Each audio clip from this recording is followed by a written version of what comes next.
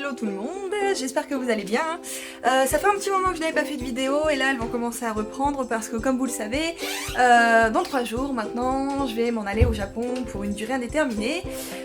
Donc les vidéos vont pouvoir reprendre et les bons plans également. Et comme vous allez pouvoir le voir là maintenant tout de suite... Ouais, c'est le bordel, bah voilà, un voyage et préparation des bagages oblige, forcément il y en a un peu partout. Et ça m'a donné l'idée de vous parler aujourd'hui des indispensables à amener au Japon, parce qu'il y a en effet des choses qu'on ne trouve pas forcément, qui ne sont pas vraiment de la même qualité pour nous les occidentaux. Donc on va aller voir ça tout de suite. Premier au top de ma liste, c'est le déodorant. Alors ça, sincèrement, au Japon, pour moi c'est vraiment indispensable. Bon, je fouette pas la mort constamment en France, hein, c'est pas l'idée, mais c'est vrai qu'au Japon, les Japonais transpirent peu. En été, il fait 35 degrés, c'est la folie. On est aussi trempé que la fontaine d'à côté. Eux, ils commencent juste à dire « Oh, j'ai chaud, dis donc !» Donc voilà, nous, pour ça, on n'est pas vraiment favorisés.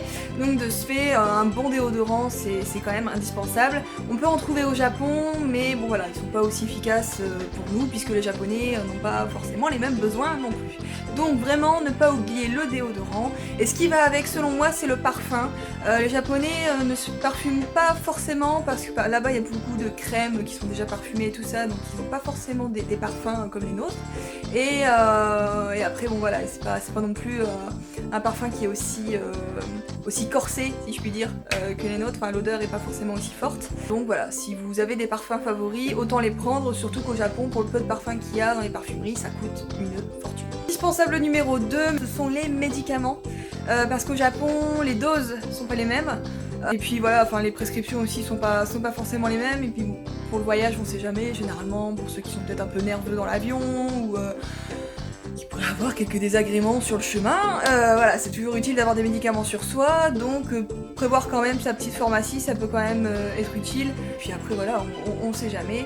Après, si vous êtes du genre aussi à vous soigner peut-être par vous-même pour un petit rhume ou quoi que ce soit, autant prendre directement le nécessaire, pour pas que vous ayez à vous déplacer ou à vous prendre la tête pour aller chez le médecin si vous êtes malade là-bas, parce que si vous êtes un peu perdu, ça sera peut-être pas évident pour vous. L'instant glamour également, plus pour nous les filles. Pour celles qui porteraient des tampons, je ne saurais trop vous conseiller d'en prendre. Au niveau des serviettes, ils ont tout ce qu'il faut, pour ça c'est pas un souci, mais c'est vrai que pour celles qui utilisent des tampons, prenez-en avec vous, je pense que c'est mieux parce qu'au Japon il n'y en a pas forcément, ou voilà, ils n'ont pas une gamme aussi développée que la nôtre.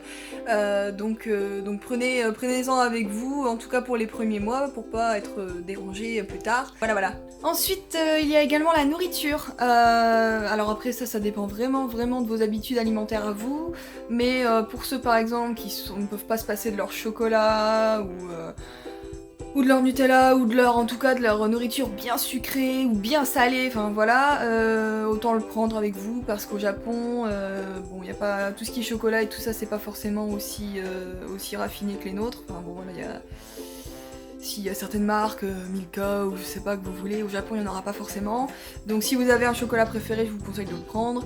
Les bonbons, tout ce qui est acidulé au Japon, ça n'existe pas forcément, donc autant le prendre avec vous. Puis après vous pouvez faire découvrir ça aussi aux Japonais, c'est sympa. Qui est nourriture, qui est très Frenchy, qui se conserve bien, parce que bon, prendre un fromage, je suis pas sûre qu'il tienne la route et que vos vêtements dans la valise le vivront bien aussi. Mais voilà, tout ce qui est confiserie et ce genre de choses, généralement ça plaît bien, ça permet de faire découvrir aux Japonais, et puis pour vous ça vous donne votre dose de sucre. Ensuite, alors ça s'adresse pas forcément à tout le monde, mais au niveau des vêtements et surtout des chaussures, je ne saurais trop vous conseiller de partir avec 2 voire 3 paires. Alors évidemment ça dépend de votre voyage, bon moi je vais partir au minimum 1 an, donc forcément je vais prendre plusieurs paires de chaussures, mais voilà, une bonne paire de chaussures pour marcher et puis peut-être une chaussure pour sortir à l'occasion. Mais surtout si vous faites entre 39 et plus, je vous conseille vraiment de prendre vos chaussures, parce qu'au Japon ça taille assez petit. Bon moi personnellement je fais du 40 et j'en trouve, mais bon voilà, c'est pas forcément tous les magasins, parfois c'est un petit peu petit, on les prend quand même, ça passe le temps que la chaussure se fasse, mais c'est vrai que si vous voulez beaucoup marcher et voyager, vaut mieux quand même prendre une bonne paire de chaussures. Et au niveau des vêtements, bah, c'est un petit peu la même chose. Généralement ça taille un peu petit. Moi je suis du 38, j'ai aucun problème, je trouve généralement, mais c'est vrai qu'au-dessus du 40, parfois ça peut devenir un petit peu compliqué, en tout cas c'est pas la majorité des boutiques qui vous habilleront, donc n'hésitez pas à prendre vos vêtements. De toute façon, il faut être réaliste, vous allez forcément en acheter sur place parce que voilà, c'est aussi ça le Japon, c'est la mode et c'est super sympathique.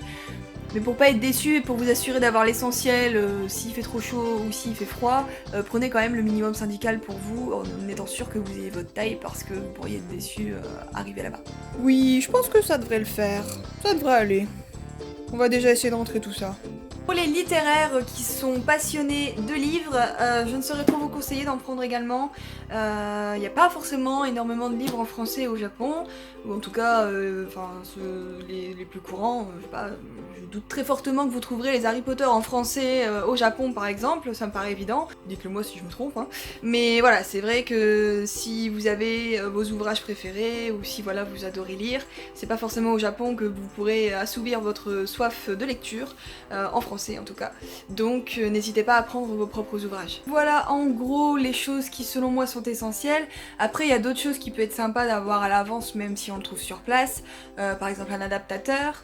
Ce qui est bien, enfin pour moi même essentiel, je l'ai pas forcément dit, mais c'est de prendre un dictionnaire français-japonais parce que sinon vous allez avoir des problèmes, surtout si vous parlez pas un seul mot japonais. Ce qui peut être chouette aussi pardon, c'est d'avoir des livres de français. Si vous prévoyez d'être prof de français ou quoi que ce soit, ça peut être sympa d'avoir un livre qui explique la grammaire ou un bécherel, enfin ça peut vous aider sur place. Ensuite, bon, les choses que vous adorez, hein. Après ça dépend aussi de la place que vous avez dans votre valise, mais ça peut aller de votre peluche à, je sais pas, vos chaussettes, voilà, ça dépend vraiment de vous, ça dépend de vos besoins, ça dépend de pourquoi vous y allez aussi, mais voilà, je pense que moi, personnellement, pour ma part, j'ai fait le tour.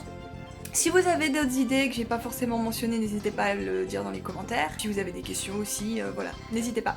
Et bien voilà, à très bientôt, et cette fois, ça sera au Japon. Bye bye!